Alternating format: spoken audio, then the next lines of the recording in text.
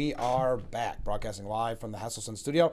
And in that studio, Joe Sempolinski. Good morning, Joe. Came in a little early. I like this. I was ahead of schedule, which is unusual in the morning, so I figured, pop in a little early. We're glad that you did because we've got a lot to cover. And we actually, people started sending comments this morning when they heard that you were going to be on.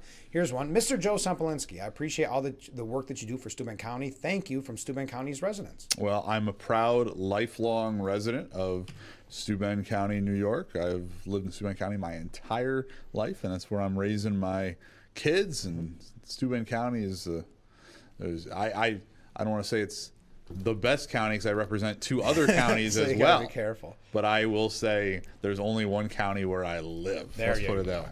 All right, comment from Pete this morning. He said, I read with interest the New York Times article that Governor Hochul is importing into SUNY prospective Howard University college students who owe tuition and ignored repeated warnings from the university. Moreover, she's bending backwards to facilitate their access to SUNY aid. I wonder how parents struggling to pay their kids' SUNY tuitions on their own dime feel about that. I might be reading too much into this, but it seems like we're now a sanctuary state for deadbeats. Well, we're a sanctuary state for a lot of things, right? And I think that the common theme is people get frustrated when they follow the rules, when they pay their debts, when they follow the law, and other people don't. Right. And either they are not held accountable or they are rewarded for that.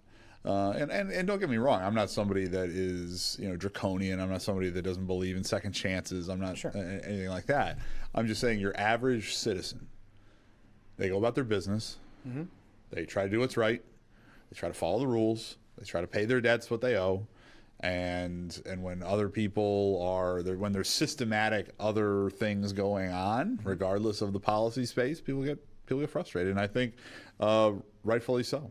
I think if you go back to the presidential race too, because you had Democrats calling for and Biden essentially doing it, but free college tuition, and remember that was happening at the same time. Loan debt forgiveness, and in fact, to a level where the president was just going to do it, regardless of what Congress wanted to do, which is blatantly unconstitutional. Yeah, but he did that at a time when the anti-Semitic protests were going crazy on college campuses. And you think about the person that maybe helped pay his kid to get through, worked hard, and that's the kind of thing that sometimes just gets stuck in your craw a little too much, where it became a major. That was the frustrating thing is that particular proposal. There was nothing for anybody that had already paid their debt. Right. Like if you'd already paid. Yeah. Tough. If you were somebody that perhaps, and this is the one that really bothered me with that proposal, is something you can't fix with policy when you do these silly things, is what about the person that was told, hey, you don't have the means to go to college, and instead they went to maybe a junior college, or they went into the workforce and they would have liked to have done something different. Now, just to be clear, many times going to junior college or going straight in the workforce is the prudent and smart thing to do. But if somebody wanted to do something else and they were told they didn't, they did the smart thing, they did the prudent thing, and did the thing that was within their means. And now somebody that didn't is being rewarded. And frankly, I think we're going to talk about the rise of the DSA a little bit later in the show. How could we not? But a lot of that, what's going on with that is you have people who in New York City and other urban centers, that took out a lot of debt for useless degrees, and now suddenly their big city dreams aren't playing out. So the lights of Broadway are a little too bright or something. I don't know. And it can't be just they were too dumb and got a useless degree. They think it's the system that is broken, because these are people that viewed themselves as being very smart throughout their entire childhood. And instead of just, hey, how about you maybe get something a little more practical, or move to a part of the country that's a little less expensive or something like that, their response is they want to tear down capitalism, the whole system, which is insane. Do you remember that one when I think it was one of the anti-Semitic protests, where there was the leader of it, and her major, and I'm not even exaggerating that much, her major when she went to college was 1950s socialist poetry, right? Or something like that. Where are they hiring for that? Where's the socialist poetry factory? Yes. When do they open one of those? And again, it's some of these people I've seen where they talk about, they've been here so long on some sort of student visa, and they've been there 12 years and they're still an undergraduate or something. It's become sort of a cottage industry. So I think your average person, Republican or Democrat, is somebody that just wants to follow the rules and stay everybody else's way and live their life and live their American dream. And you have people that are increasingly trying to, find ways around that. Yeah, and when we talk about the Democrat Socialist America, we already got to take a break and kick off the top of the hour. But we got these little extra bonus 10 minutes or so. It's amazing, and I got to give them credit in a way. Democrat Socialists of America don't back down from their beliefs. They'll tell you the most radical thing, and they'll tell you, "Oh, yeah, absolutely." Yeah, you had the lady running for governor of Wisconsin who was hedging on whether there should be Thanksgiving last night. By the way, I love Thanksgiving. Pro Thanksgiving. That was your campaign, wasn't it? Yeah, that's right. But some of these things, they don't hide from them. Yeah. They show you who they are, and I guess for better or for worse, you have to make the decision. But we got to take our first break and kick in the hour number 2. So stay with us. This is Frankly Speaking here on WYDC TV, Big Fox. And we welcome you to hour number 2 of Frankly Speaking here on WYDC TV, Big Fox. And this is why you have to listen to or watch both hours, because we got bonus. If you missed it, we got bonus. And you already hit my camera, Joe. Did you realize that? Oh, I did? Yeah. Oh, my goodness. I'm afraid now to touch it. Don't worry. I'll fix it while I switch it over to you. All right. That doesn't look bad when you're on the screen. But, okay. Anyway. Well, I do that just so everybody knows what we're talking about, is I talk with my hands, and there's a cord that comes out of the back of the camera that's on perfect. Frank that is right in my wheelhouse. Yeah, I know. And sometimes Sheriff I knock Allard it off does it sometimes. a few degrees. Yeah. Sheriff's a great man. I saw the sheriff was on recently. Yeah, he did a great job. Yeah. I was excited when he's on, just like I was excited to have you on. Yeah. We haven't talked since the sad news of Lindsey Graham. That was sad. That was shocking. And I was researching a little bit about him and his family afterwards. I think we all were. Now his sister is his sister, who is also sort of his surrogate daughter because of the deaths of his parents. His father died at a similar age of a similar situation of a heart attack, and his mother. Think of the whirlwind she's in right now. Yeah. Well, right. So this is an interesting sort of story all around her life, where her parents die. One dies of cancer, or the mother, and the father dies of a heart attack. Her big brother, who's significantly older, becomes her legal guardian. She has to live with family while he's off at school, and so Lindsay played the role of big brother and sort of second dad, and now she's a United States senator.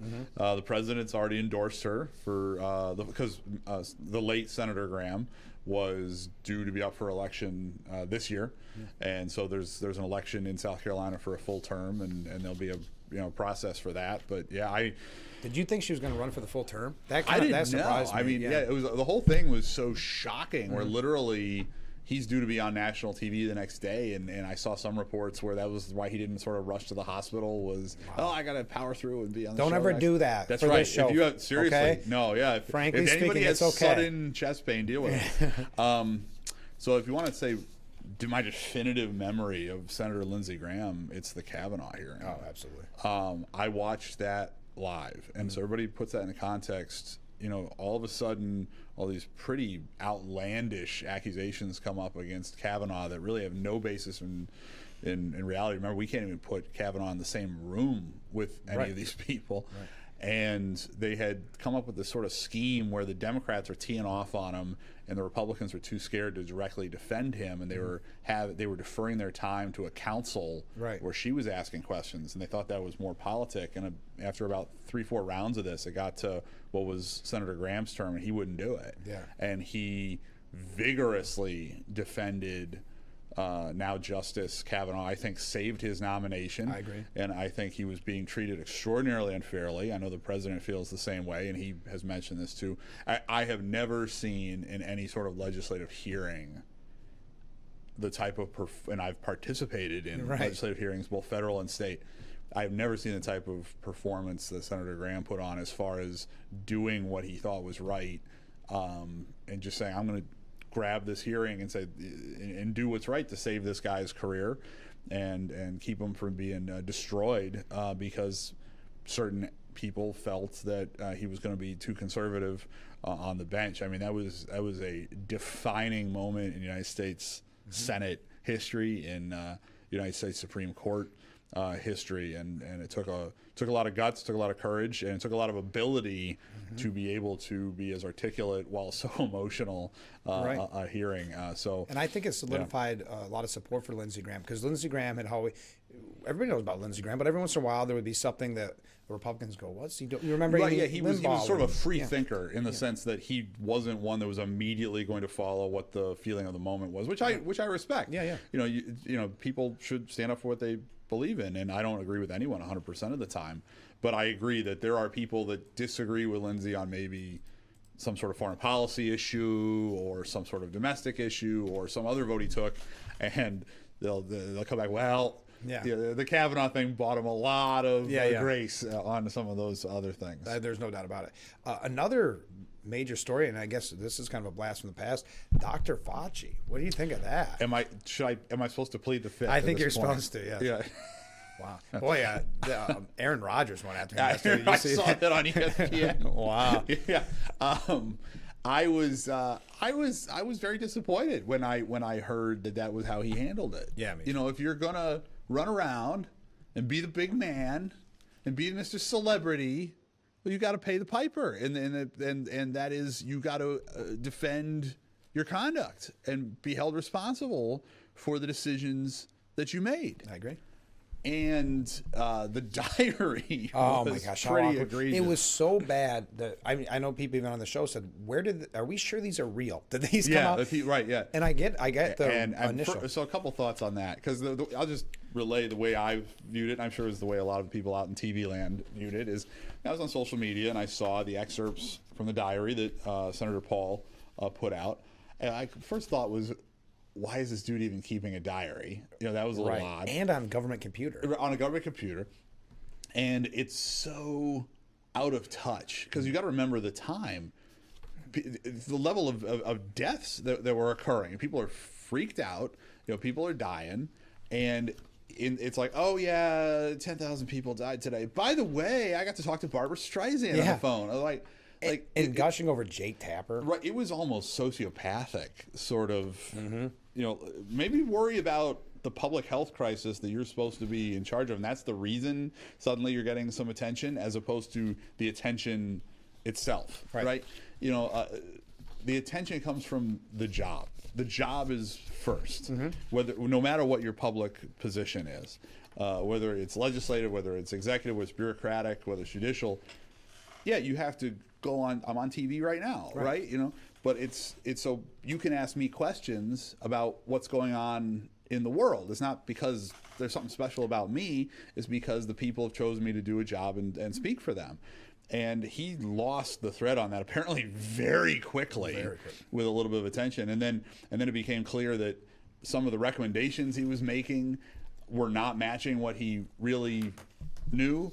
Some of the assertions he was making, especially about the lab leak, which, by the way, always seemed like the most logical thing. If suddenly there's we study coronavirus lab, and oh my goodness, there's a coronavirus outbreak. Right there, it doesn't take a great conspiracy theorist to say that perhaps maybe it came out of the lab in some way, shape, or form. And so there's a lot of questions to be asked. And so he'd been subpoenaed, and instead of answering those, at this point, legitimate questions that were raised by the diary, again, this is a guy that was given enormous power, he pleads the fifth. Yeah. And this is a guy that received a blanket pardon, which was iffy. So, yeah, but he's got that, so he can get in no trouble. I know they said there's maybe ways he can get in trouble. You've got a blanket pardon. You should be able to speak. So even if he comes out and goes, yo, yeah, guess what, I did lie about that. Nothing we can do about it. Just explain yourself. Yeah. Right? And you know, so my first question would have been, why do you write a diary, like you said? I saw that he had pled the fifth, and I, you know, like a lot of folks, I have a group chat with my college buddies or whatever, and I sent that to them, and the meme of Bart Simpson saying, "What an odd thing to say." Why are you pleading the fifth, dude? Come on. And then his lawyer wanted to speak for him. I'm glad Rand kicked him out. Yeah, come on, right? Rand, and he can be hit or miss sometimes. I like the job he did. This is something where, when you are given that much power, this is not some doctor that was expressing his personal opinion on the coronavirus, right? This is not somebody who is just some pundit on the news. There was more scrutiny for those people, though. Right, yeah. Oh, sure, right. This is the person that was given unprecedented public health power to deal with this. Enjoyed all the perks that came with that immensely. And now does not want to even answer questions on how he might have conducted himself. So I was extraordinarily disappointed in his decision to plead the Fifth. I know they're looking into whether there can be any sort of contempt sort of things. I hope they do that. When people ask me questions, I try to give them the best answer I can give them. They don't always like the answer I give them. Sure. But I think if I'm gonna have the job of being a public official, I have to be accountable to the people that I answer to. And in that case, it's my current job. It's my constituents in the 148th Assembly District. In my previous job was the constituents in the 23rd Congressional District. And I have gone out of my way to try and be accessible to those people and forthright and answer any questions that I'm asked. And again, sometimes people disagree with my answers, but I try to answer questions. And I was very disappointed in Dr. Fauci. And I think it shows a little bit about who he was. Like you said, you like the fame, you like the star. It's very reminiscent of Cuomo at that time. Oh yeah, because you've got. I mean, we don't have Cuomo's personal diaries. Not that I'd want to read those. Oh, yeah, that would be. I don't know if that's for public consumption. Yeah, right? But having said that, he loved the fame. He loved all the, and it's a weird. It must have been the time when we were in COVID. Those were the two stars.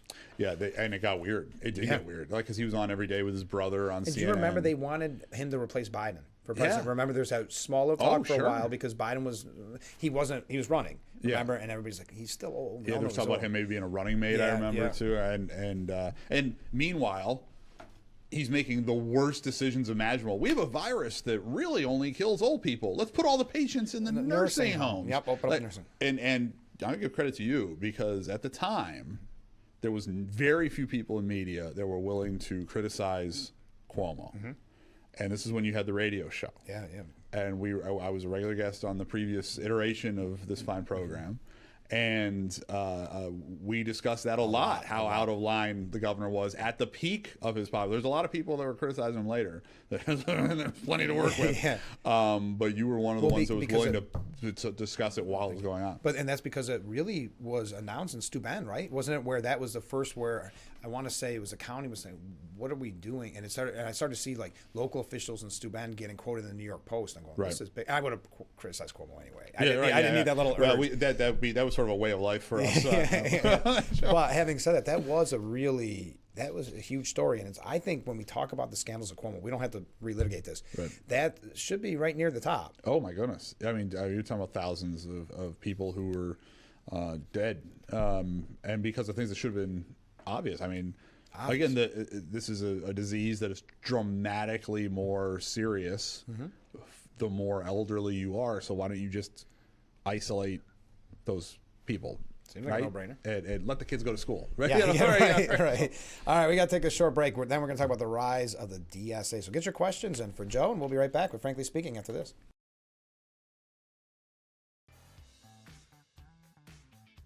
Frankly Speaking Roof Cam, brought to you by Boss Security and Horseheads. Contact them today for all your business and home security needs. We are back, broadcasting live from the Hesselson studio. In that studio, we have Joe Sempolinski. All right, Joe, let's get right to it. I forgot to fix my camera, darn it. The rise of the DSA. Now, we've been talking about kind of this push towards the far left, towards socialism for a while, but boy, it's coming on hot and heavy since you're on. It's gotten very real, and I'm going to have some really bizarre new colleagues in Albany when the next term begins in January. And just to put this in context, this has started to spread. This is something that for a while in New York State, at least, was what they call the Commie Corridor, which is a funny name, which is the east side of Manhattan and the west side of Brooklyn along the East River. And this is sort of the epicenter of this radical socialist political movement.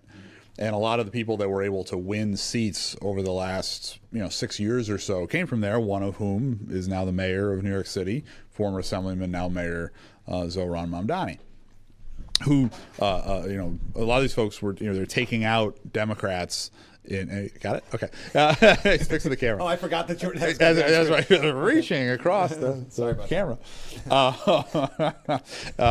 They took out incumbent Democrats. Remember, they're talking about New York City Democrats. New York City Democrats, even the establishment ones, they're pretty liberal. They're far to the left of what you're a Democrat would be around here. David Hogg wanted to do and got him kicked out of the DNC because they're fighting amongst themselves. Ken Martin was hurt that he wasn't getting as much attention. Yeah, they're having all sorts of problems. Over there. But Hogg had said that he wants to primary the establishment. Right. If you look at like in Michigan today, you're not talking like it's. Their definition of moderate is not moderate. Oh, no, right. So the people that are getting taken out for being too moderate are far left. Yeah. The people that are replacing them are just straight up socialists and communists and bonkers. And so where this became very stark again in New York State this year was the primary, about 6 weeks ago. You had another batch of socialists win primaries. The chairman of the Assembly Transportation Committee, somebody who's been there a long time, is the chairman of the Transportation Committee from Syracuse, not from the Commie Corridor in certain parts of New York City, from Syracuse, loses to a DSA member. Yeah. You had the chairman of the Corrections Committee. Corrections is a big deal at the state level as you run the prison systems. He loses, and he was a little bit more moderate. He had bent over backwards to try and become lefty.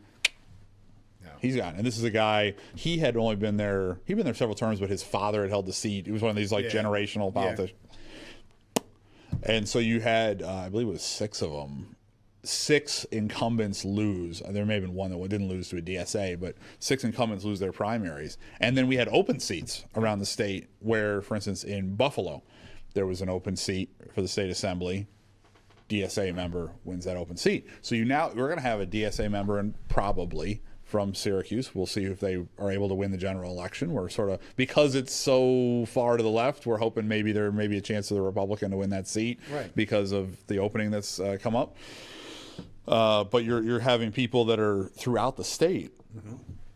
You're seeing it in other states where there are DSA members that are running in their sort of college towns and capitals and larger cities, and then running for statewide office. There's already talk about Mayor Mamdani running for statewide office, whether that's against Schumer or against Hochul in the next election. I thought that was really interesting. That's what Ted Cruz had predicted, that he's going to run against Schumer, and that AOC will end up running for president. I think that Senator Cruz may be right. Yeah. I can't, the Democrats don't tell me their plans, and the Democrats don't really have a plan because this is Democrats fighting Democrats.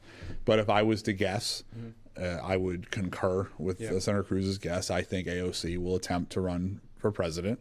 And I think that Zoran will run against Schumer in a primary, and see if Schumer wins. And that's something that sort of fits Zoran's little show. Worldview, I'm talking about, his worldview is bonkers. He's a communist.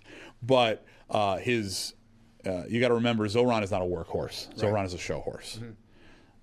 He was in the assembly for 5 years in the majority, and I believe passed 5 bills, maybe 5 or 6. I passed 5 the last day of session, and I'm in the minority, right? So this is a guy that it's much more suited to him to be a senator who just has to vote on bills and complain that they're not liberal enough and vote no, and make his little TikTok videos with 50 cuts. Weird, yeah. I got my suit and no tie, just like him, and so as opposed to having to run the state of New York, and right now he's got to run the city of New York, which is no small feat, and it's not going well. And it's not going well because again he's not a fake in the sense that he doesn't believe the baloney coming out of his mouth. He's a fake in the sense that he wants to just sort of say it as opposed to actually having to do the work to do it. But this is a dangerous time for the country. It is. I can't believe we're talking about the rise of communism in 2026, but that's what we're talking about. And I understand where people get frustrated when things cost too much. I understand when people get frustrated that their student loans are too big. I understand those really legitimate concerns. But the solution is not to tear down capitalism. Capitalism is the greatest force lifting people out of poverty in the history of humanity. The solution is to fix specific problems. Right. You don't fix the cost of groceries by having a communist grocery store that's going to drive private grocery stores out of business. You're going to make the problem worse. And how is that affordability? You know, right. they say, I'm getting sick of hearing that the Democrats are running on affordability. Using government money to buy groceries, doesn't make it affordable. Right, exactly. Yeah, you want to deal with the actual problem. What's the supply chain for that good? Where is it coming from? Can we produce it closer? Can we produce it better? Can we, make it easier for somebody to run a grocery store? The solutions are on the right. The solutions are not on the left. Right. The left is, quick, feel-good fixes that just make things worse. We see it all the time in the Assembly in housing, where they talk about, oh my goodness, this is a big issue in New York City, that housing is too expensive. And housing is too expensive. You know what the solution is? Have more housing. Yes. If you have more of it, then it will be cheaper. And the way you have more is you make it more attractive for people to build housing or to become landlords. And the solution from the left is, well, we're going to restrict landlords more and force them to provide housing at a lower rate. Well, guess what? Nobody's going to want to be a landlord. The supply is going to decrease, and the cost is going to go up, and the quality is going to go down. So everything they produce makes the problem worse and hurts the people that they're trying to help ostensibly. So I understand where people's concerns are, but the solution is not this demagogue, this charlatan, Zohran Mamdani and the DSA. The solution is common sense, conservative policy. And so he's dangerous. Those like him are dangerous. Their policies are dangerous, and they're not good, and they will be counterproductive. And what I hope happens, and I hope it happens this November, is Republicans, independents, and a good block of common sense Democrats who say this is not what I signed up for. Because there's a lot of Democrats that are not socialists, that are not communists. I'm talking about the voters. And they say, wait a minute, we got to do something different. I don't want this far left radical silliness. I'm going to give the other team a chance, and hopefully we will elect Bruce Blakeman governor. Right. And hopefully we will pick up seats in the Assembly and the Senate, and hopefully we will pick up seats in the Congress, and we will hold the Congress. But what it's going to take is people in the center and the center left to go, enough of this. Well, we'll talk more about it when we come back. I don't want to run too late. Stay with us. We'll be right back with Frankly Speaking after this. The Frankly Speaking Roof Cam brought to you by Voss Security and Horseheads. Contact them today for all your business and home security needs. We are back broadcasting live from the Hasselson studio. In that studio, Assemblyman Joe Sempolinski.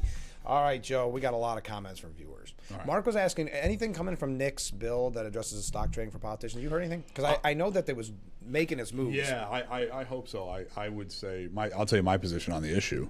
Since I'm in Albany now and not in Washington, I don't have to vote on that. You don't have to say. Yeah, but for the record, when I was in Congress, I did not trade any stock. Just for the record. I don't think I've ever owned an individual stock. I've owned some mutual funds. Sure. And I may have some in like an IRA now or something, but I've never owned or traded, to the best of my recollection, an individual stock. And frankly, I don't think elected officials should be trading in individual stocks when they have knowledge that could lead to having a benefit. And certainly members of Congress, trading in individual stocks is inappropriate because they know things that are either that other people don't know, or they just have sort of access to information that might be technically public, but they have more ready access to it. Being an elected official is supposed to be a public service. It is not supposed to be a way to become a celebrity. We talked about that with Mr. Fauci. Right, and so many others. But it's also not supposed to be a way to enrich yourself. And so you can look at my public finance disclosures, both federal and state, and see what sort of means we're talking about with me. I'm an average person, but I don't do this to get rich. I don't do this to be famous, although I like being on this particular television show. But you're supposed to do it to serve the public, and anything that distracts from that, people get very mad because they're there to do a job. You're there to speak for the people. and to make the best decisions you can make on what the policy should be at the particular level of government you're working on. So people just don't like seeing cheaters, because that's what it feels like at the end of the day. Exactly. Yeah. So I don't think they should be trading individual stocks. No. A comment from a different viewer. Good morning, Joe. And I'll take it as a Frank too. I'm looking forward to joining Steuben County as a supervisor for elections. Well, I don't know what that is. Oh, like wants to be an election inspector. Inspector, yeah. Okay, oh, that's cool. Yeah. Yeah. So frankly, they are always looking for people to be election inspectors. If anybody wants to do that, they should reach out to the Steuben County Board of Elections. You go to the Steuben County website. The Board of Elections is in Bath. Very accessible. Very helpful. Yeah, and we need people to work the election day. So anybody that wants to be an election inspector, please be there. One of the few things that I do like about how New York State does things is everything at the elections level is totally bipartisan. So there are 2 commissioners of elections. One is a Republican, one is a Democrat. It's the same thing in every county in the state. And if you go in there, they will help you. Both yeah. parts Oh, yeah, help yeah. you. It's very professional staff, but yeah. the decision makers, they have to agree. Right. State level, same thing, where they have a board of elections and it's bipartisan between the 2 major political parties. The same thing happens with election inspectors. If you look closely on election day, you'll see, this is the Republican inspector, this is the Democrat inspector, and it's supposed to be that everybody's watching, so there's no, nefariousness. That there's a Republican watching the Democrat watching the Republican, and everybody signs off and everything. But you need people to do it, and it's it's a Tuesday, and sometimes it's hard to recruit people because it's a work day. And now we have early voting. You need people to cover that over the course of more than a week prior to the election. So I would encourage anybody, regardless of their political affiliation, that wants to be an election inspector, contact the Board of Elections, and they'll put you through a training process, and you'll learn how the process works and work that day and be part of making sure that our elections are fair. I agree. Joe, will the Republican Party in New York gain more seats in regards to the Social Communist Party? I hope so. Yeah. I think so. They should. They should. and I think it's an opportunity to reach out, because the way you win seats is you build your coalition. You can do that in 2 ways. You can get people that aren't engaged in politics that would vote for you engaged. The president's been great about that as far as getting people engaged in politics over the last 10 years. The other way is to get people that hadn't considered voting for you to consider voting for you. And if you're somebody that's a Kennedy Democrat or a FDR Democrat, the people that are rank and file union members that from a lot of times have not considered voting Republican, these people aren't communists. No. They see someone like Zoran being the face of the Democratic Party, I think they're going to vote Republican. Imagine you're there and maybe you're not even a really active voter, but you are a Democrat. You've been a Democrat your whole life, and you see some things that you don't think are going your way. Then you see an interview with Megan Romer, the co-chair of the DSA, where they just asked her yes or no on these. And most politicians and people like this don't fall for the old yes or no because it makes you look bad. And here we go. So it asked, but asked if the Democrat Socialists want to eliminate the Senate, replace the Supreme Court, defund the Pentagon, open the borders, abolish prisons, and seize public companies, the answer across the board was yes. And for the record, I disagree with the DSA on every one of those issues. Just to be very clear. But yeah, these are radical. Mm-hmm. Again, we're talking about New York City Democrats getting taken out from the left. Right. The people they're taking out are liberals. Mm-hmm. Liberals. Yes. These people are radical. They are way outside the mainstream of American politics. They, as you just articulated, the positions of the DSA leadership is to, basically burn down all of our institutions. Mm-hmm. And so I hope, and to the answer to the viewer's question, that this is an opportunity to find. That's not a good thing, but there's an opportunity there to build a common sense coalition, capitalize on it, ironically, and get moderate Democrats who have never voted Republican to vote for a Republican candidate for governor or Congress or the state legislature or their local office or whatever it might be, because clearly the Republican Party in the state of New York is the party of common sense, and the Democratic Party is undergoing a takeover by communists. And that's a comment from a viewer. Joe, the Communist Party is very dangerous, no common sense. They were ahead of you. They beat you to the punch. There you go. Ken writes in, I thought I'd pass a great belly laugh along to you, Joe, and your frankly speaking family. Mamdani is requiring identification to get into the future New York City-owned grocery stores to prove you're a New York City resident, yet he is against voter identification to prove that you're a citizen of the U.S. hypocrisy knows no bounds. For right? the record, I would love to have voter ID here in New York State. Yes. But yeah, it's very hypocritical, as the viewer says, where if you're gonna have a communist grocery store, you got to show your papers, but we can't make sure that somebody's the right person on the voter roll. It makes absolutely no sense whatsoever. And what's funny is I don't even know if the irony sort of clicked inside Mayor Mamdani's head. No, I don't. It's not because they don't say that even irony or hypocrisy. He wants his way, and that's right. Things can change, and that's what we're seeing with the Democratic Socialists of America. Because one day their position may be this, and then if they can be more aggrieved and more offended by a different position, they'll take that position. Correct. Yeah, they are continually looking for aggrievements that may not really exist. Yeah. Jack writes in, good morning, Frank and Joe. Well, good morning, Jack. My question is, during the election day, they have Republican and Democrats watching the elections at the polls. Who's watching the mail-in ballots? The same, it's a similar process. And I understand there's more concerns there because of the chain of custody. So, for instance, early voting, which Republicans have gotten a little bit more used to, is the same thing as election day voting. It's just as if election day is 10 days long or whatever it is, and you're voting in the exact same process, and you're at a polling place and you drop it off. Mail-in. The issue, of course, is it has to go through the mail. They're out and about in the world, and there's more opportunity for someone to get their hands on somebody else's ballot or something like that. I do know that we do have signature verification in Steuben County. The reason I know this is you may remember in 2020,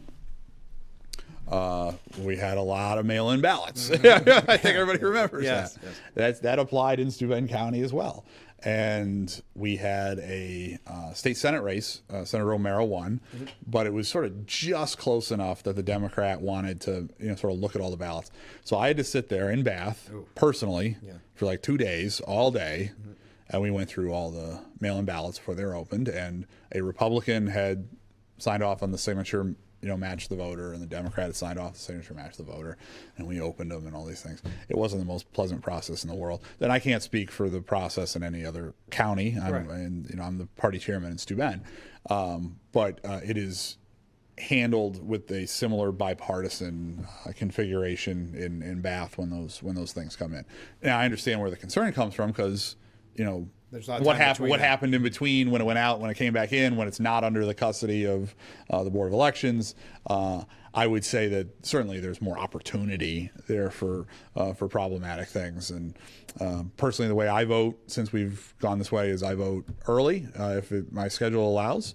Get it done, bank the vote, move on to the next thing. I can spend election day out, sort of doing what I need to do as far as getting people out to vote, and that's what I would sort of want to move us more toward in-person voting. The Democrats want to move us more toward mail-in voting. You can sort of put whatever you want on that. I feel in-person is better. I understand why we have early voting. It's a little long, but whatever. But you should feel more comfortable about the chain of custody with early voting than the mail-in voting. All right, we got to take a short break. Stay with us. We'll be right back with Frankly Speaking. The Frankly Speaking Roof Cam brought to you by Boss Security and Horseheads. Contact them today for all your business and home security needs. We are back broadcasting live from the Hesselson studio. In that studio, Assemblyman Joe Sempolinski. Joe, it's nearly that time of year. I'm actually going to be doing an interview next week about it to get all the details. But the Steuben County Fair. Pig races. I know, pig races. I know the pig races, and I didn't. The people out in TV land know Frank and my position on the real issues, which is pro pig race. Yes, I'm in favor of keeping the United States Senate. Yes, and pig races. Yes, pretty much all I know. That's right. And we get viewers been so nice, sent me a shirt that year, sent you the notebook that year. Oh my goodness! I know everybody knows that we love our pig races, but it is something to look forward to. I know I don't want to get people confused because Chemung County is going on right now. Right, that's going on right now. Yeah. And they're having and Cattaraugus is going on right now. Yeah. Too, at the western side of my assembly district. Yeah. But the reason we always bring up Steuben is because we end up manning the booth for. Do you do more than a day, or do you normally? I do several shifts. Yeah, I'll do the first shift and the last shift, and then I'll work a couple in throughout the week that we have it there. And so we have a Republican booth for the Republican Party, and it's been that particular booth has been the Republican booth for ever. I don't know, Abe Lincoln or something. Yeah. It is as long as I've been alive. Let's put it that way, and probably a lot before that.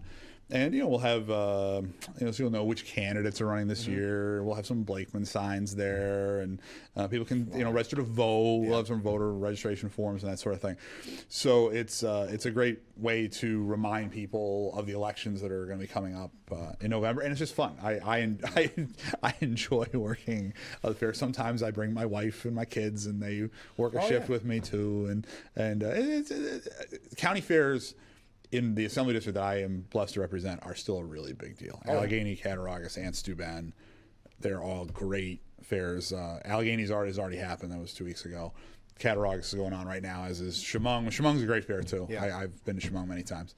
And then Steuben will be coming up in 2 weeks. And so it is fair season in the southern tier. And I enjoy it. Almost over. I encourage everybody to get out and enjoy it. We still got all of August. Some of these other states, the kids are already going back to school. I know.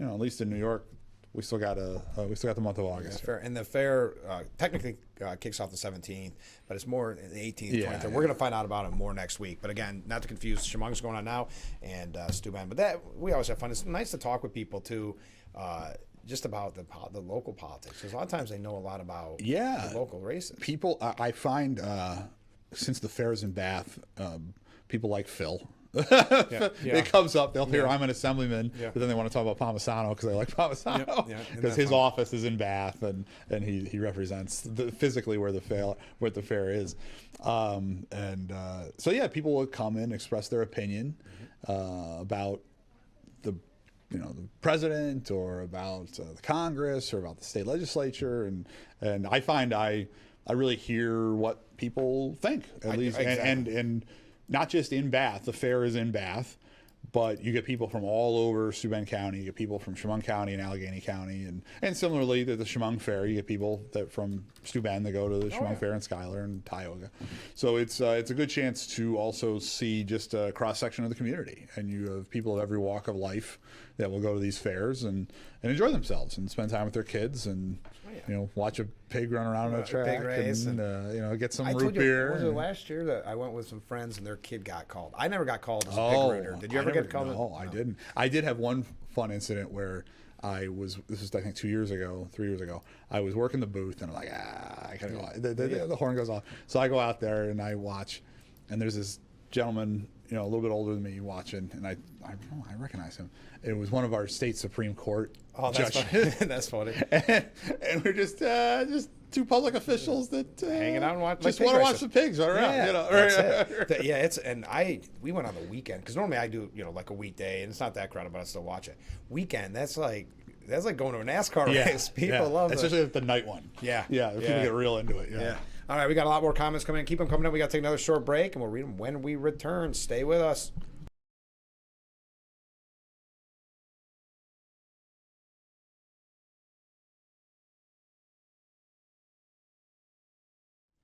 Frankly Speaking Roof Cam, brought to you by Boss Security and Horseheads. Contact them today for all your business and home security needs. We are back, broadcasting live from the Hesselson studio. In that studio, that's something almost said it again. Phil Palmisano.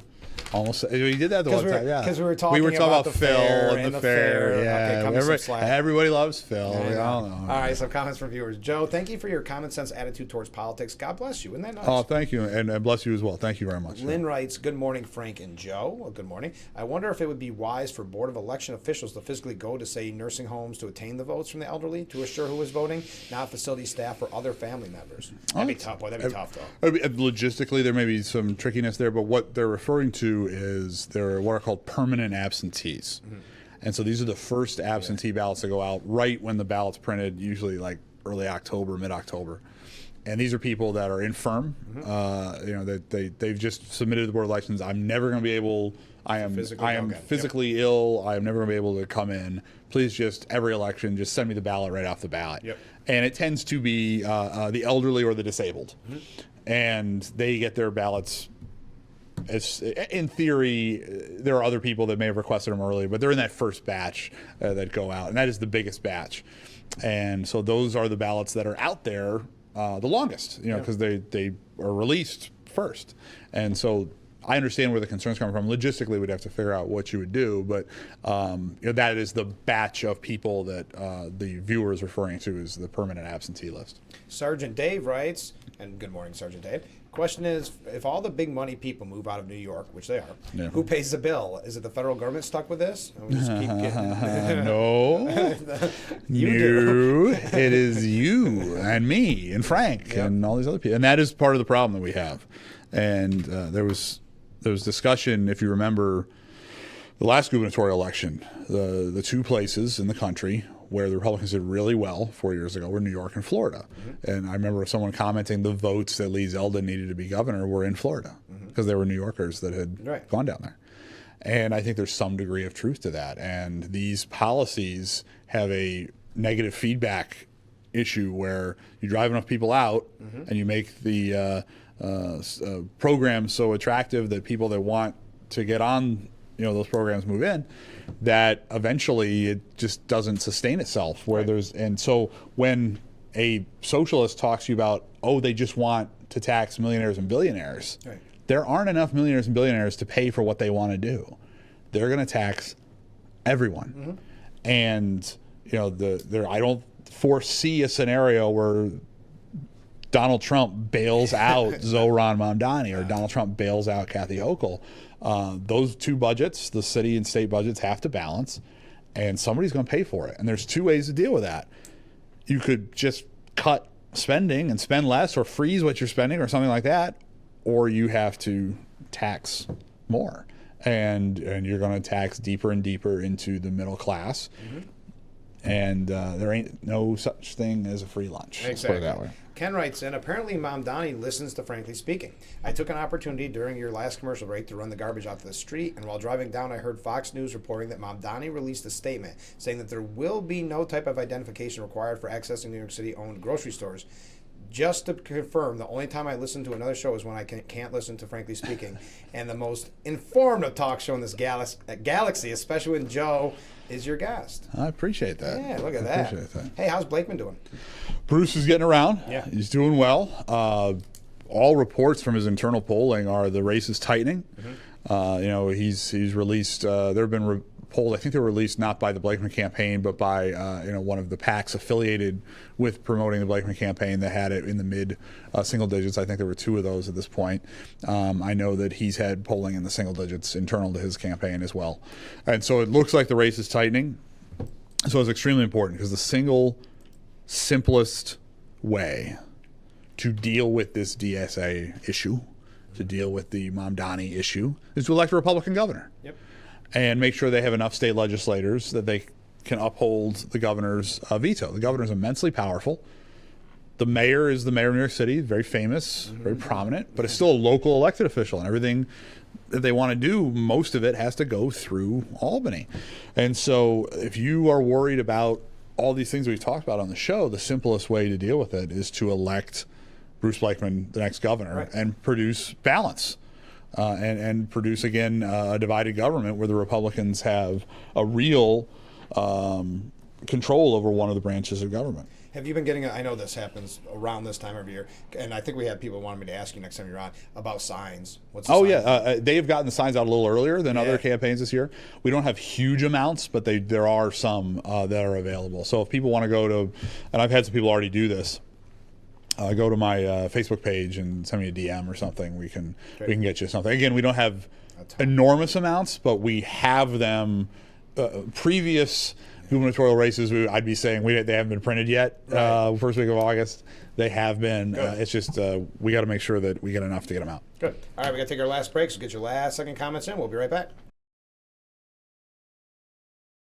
The Frankly Speaking Roof Cam brought to you by Boss Security and Horseheads. Contact them today for all your business and home security needs. We are back, broadcasting live from the Hasselson studio, nearly out of time, with Joe Sempolinski. All right, Joe, comment from a viewer. Good morning, Frank and Joe. Always great to hear from you.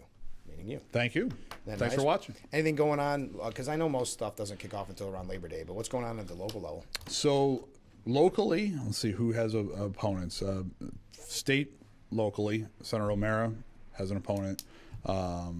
Assemblyman Bailey, who's got the northern edge of Steuben County, does have an opponent. Phil and I are unopposed. Obviously, the two congressional. And Chris Friend has an opponent. Chris Friend has an opponent. Yep, going into the market. We got to do the market. Yeah. So my friend, Dr. Friend, my friend Chris Friend, please support him. He's a real conscientious conservative. He's somebody that really votes his conscience.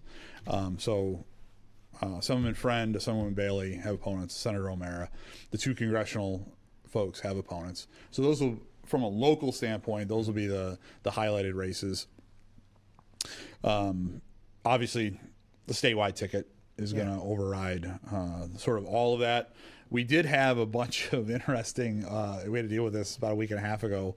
We had a bunch of sort of vacancies pop up and sort of where races came onto the ballot we didn't expect them to in 5 different towns in Steubenville County. Oh, really? Oh, wow. Yeah, so we had to, there's a process we have to do to put people on the ballot for that, which we were able to complete. But there was a lot of, there was Thurston and Corning and Campbell, and I'm missing, there were 5 of them.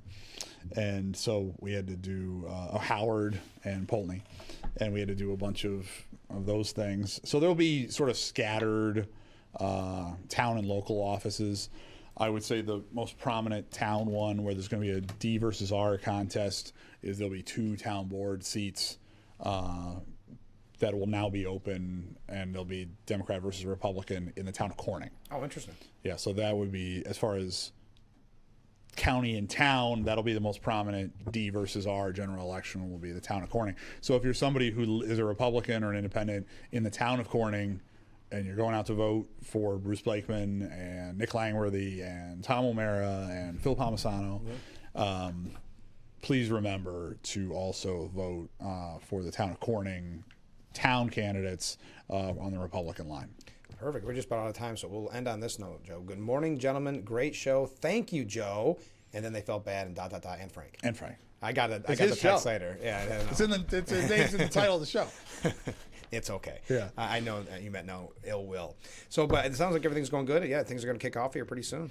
We're getting into it. We still got a month of summer, but it's the statewide stuff is already really in full effect. And once we get to Labor Day, then it is fully election season. And please, please, please get out to vote. Tell your friends to get out to vote. We've had a problem as Republicans where people get really amped up for the presidential year. I understand it. People like President Trump. We got to vote in the years where the presidency is not on the ballot, and this is a perfect example of a chance where we can really save the state of New York. I agree. Well, Joe, we'll see you at the fair. Thanks for being on the program. Awesome. All right. Join us every weekday morning at 6. Tomorrow, Griffin Bates from Steubenville County Historical Society. So make sure you tune in starting at 6. This has been Frankly Speaking.